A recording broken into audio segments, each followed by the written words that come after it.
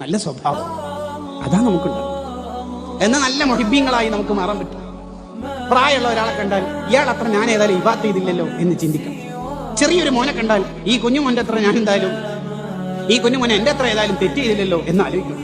ഇങ്ങനെ എല്ലാവരെ കുറിച്ചും നല്ലത് വിചാരിച്ച് നമ്മുടെ ഖൽബ് ശുദ്ധിയാക്കണം. നബി സല്ലല്ലാഹു അലൈഹി വസല്ലം തങ്ങൾ വീട്ടിലേക്കൊക്കെ കയറി വരുമ്പോ കുട്ടികൾക്കൊക്കെ എന്തൊരു ആഹ്ലാദ. ചില ആൾക്കാർ ഇപ്പോഴും പറയും, എന്ത്, ഞാൻ വീട്ടിലേക്ക് കയറിയാൽ പിള്ളറും കുട്ടികളും പിന്നെ മിണ്ടൂല.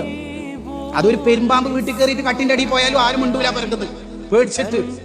ഈവൻ വല്ല നബിനേക്കാൾ വല്ല രക്ഷിതാവാണ് നോക്കുക. ഞാൻ വീട്ടിൽ കയറിയാൽ പിള്ളർ മിണ്ടല്ല. നബി സല്ലല്ലാഹു അലൈഹി വസല്ലം വീട്ടിൽ കയറിയാലുണ്ടല്ലോ പേരക്കുട്ടികളൊക്കെ ഷോൾഡറിലും പിന്നെ മുതുകിലൊക്കെ കയറി കളിക്കും. സഹാബി പറഞ്ഞല്ലോ, എന്ത് നല്ല വണ്ടി, തങ്ങൾ നിർത്തിയിട്ടില്ല. കേട്ടപ്പോ എന്താ പറഞ്ഞ, വണ്ടി മാത്രം നല്ല സൂപ്പർ, ഡ്രൈവറും പൊളിയാണ്. മക്കളെ കൂടിയാ വിത്ത് ദ ചിൽഡ്രൻ ഇട്ടോ സ്റ്റാറ്റസ്.